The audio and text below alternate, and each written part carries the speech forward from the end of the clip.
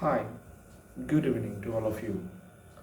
I promised, as you all have seen in my previous YouTube upload, uh, that I would be devoting my next video, my next YouTube short, um, to answer a question that I was asked uh, as part of the commentary of my previous YouTube upload. Uh, and what was that comment? Uh, Probably a girl or one of my students commented that, Sir, can you define toxic masculinity? Or, sir, don't you think that these kind of men are toxic men, or that kind of men are toxic men? Sir, don't you theorize that this kind of performance by men is part of toxic masculinity? Yes, and I couldn't answer that girl in the comment box, because I promised her that that I would be shooting a brand new fresh video, and I'll be uploading my next video in my own YouTube channel to answer this question, because your question is wonderful and this question deserves one answer from me. And this video is being shot with an eye to answering that question of that girl. So before I talk about toxic masculinity, I would have to uh, talk about complicit masculinity. Now, what is complicit masculinity? Complicit masculinity is the second tier of the three-tier distribution of masculinities. So, as I have explained thousands of times, that according to James Smith and R.W. Connell, there are three categories of masculinities. The first one is hegemonic masculinity, the second one is complicit masculinity, and the third one is subordinate masculinity. So there is hegemonic masculinity, then there is complicit masculinity, and then there is at the bottom of the third tier is the subordinate masculinity. So the complicit masculinity belongs theoretically to the second tier or the middle tier, between the top tier, that is hegemonic masculinity, and the third tier, that's the bottom base tier, that is the subordinate masculinity. So complicit masculinity belongs to the middle tier, that is right exactly in between top and bottom tier, that is between complicit masculinity belongs to the second tier, that is between hegemonic masculinity and subordinate masculinity. Now, what exactly is complicit masculinity? I would like to specify two theoretical interpretations for complicit masculinity. Hegemonic masculinity is very simple. Subordinate masculinity is not very difficult to explain. For the benefit of the viewers of my YouTube channel, hegemonic masculinity is that brand of masculinity which is Kabir Singh, which is Salman Khan, which is Dabang, which is based on bodybuilders and gym goers. That's it. So that is hegemonic masculinity.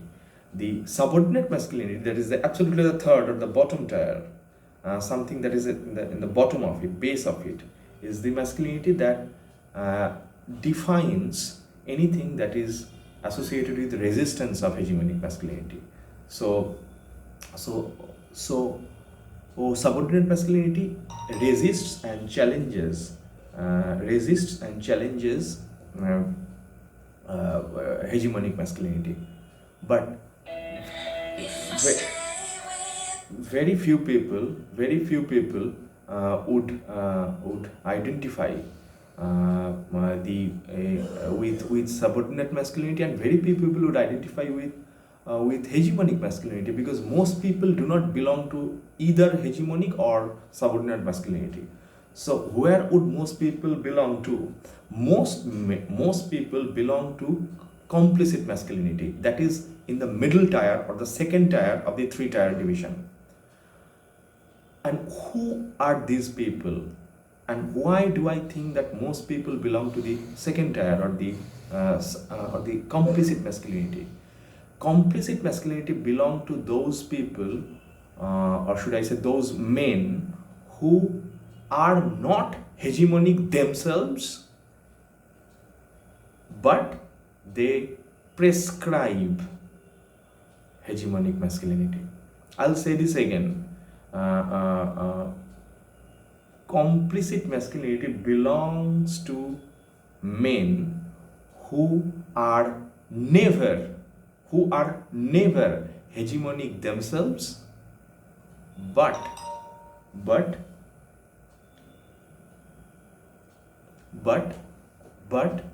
they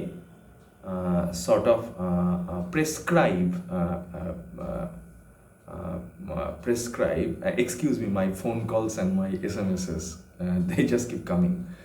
So hegemonic masculinity is something that is Salman Khan, but the complicit masculinity would not define Salman Khan or Arnold Schwarzenegger, or should I say almost say any bodybuilder, or say John Abraham. Complicit masculinity belongs to those men who are not hegemonic themselves, but they support hegemonic masculinity. They continuously defend hegemonic masculinity. They are policemen, the custodians, the guardians, the police of hegemonic masculinity. They prescribe hegemonic masculinity. They always recommend hegemonic masculinity, but they never practice hegemonic masculinity themselves. So this is the difference between hegemonic masculinity and complicit masculinity. But when we talk about complicit masculinity, we have to theorize a very disturbing terminology that I keep hearing everywhere these days, that is toxic masculinity. Now, toxic masculinity, or the popular cultural rubric of toxic masculinity, is directly theoretically associated with the description of complicit masculinity. Now, what is toxic masculinity? And what is the relationship between toxic masculinity and complicit masculinity? Now, toxic masculinity, and before I talk about toxic masculinity, I would like to say that if there is toxic masculinity, there must be non-toxic masculinity. If there is toxic masculinity, there must be non-toxic masculinity, right? And if there is toxic masculinity, there has to be toxic femininity as well. See, if someone is talking about toxic masculinity, then there has to be non-toxic masculinity. Otherwise, how can there be toxic masculinity? So if someone is talking about toxic masculinity, someone has to talk about toxic femininity as well. Because if there is toxic masculinity, there must be toxic femininity too, right? So there is toxic masculinity, there is non-toxic masculinity, there is toxic masculinity, so therefore there is toxic femininity. Now, even if we consider that someone is performing toxic masculinity, we still think that there is non-toxic masculinity. So the person who is extremely gentle, the person who is extremely loving, the person who is extremely caring, the person who is never violent, who is incredibly non-violent, the person who is extremely polite, that polite, soft-spoken, non-violent, Gentle men are non-toxic masculinity. But there's a problem with this assumption, because patriarchy loves assumption. Even though we think that man is non-toxic male because he is gentle, soft-spoken, non-violent, still we think that he is male. Even though he is gentle, non-violent, soft-spoken, non-toxic masculine man, we still assume by default that he is man. So non-toxic man is also a man. Now the problem is that we still think he is a man. And on what basis do we assume that he is a man, even the non-toxic man? Because he has something between his two legs. Because he has penis attached to his body. So therefore, however gentle he may be, however soft-spoken he may be, however tender he may be, however non-violent he may be, he is still a man, a non-toxic man. So I don't care whether he is toxic man or non-toxic man. Funny thing is that we still recommend that he is a man. And this recommendation or assumption is based on the presence of penis between his two legs. Now this assumption is patriarchal, that whoever will have penis between his two legs will be man. A body which does not have penis between the two legs cannot be a man. And a body which has penis between the two legs must be a man. This assumption of tying penis with manhood and therefore masculinity and therefore toxic or non-toxic masculinity is patriarchal assumption, and therefore even though we call it toxic or non-toxic masculinity, it is patriarchal, and therefore both toxic masculinity and non-toxic masculinity are equally patriarchal.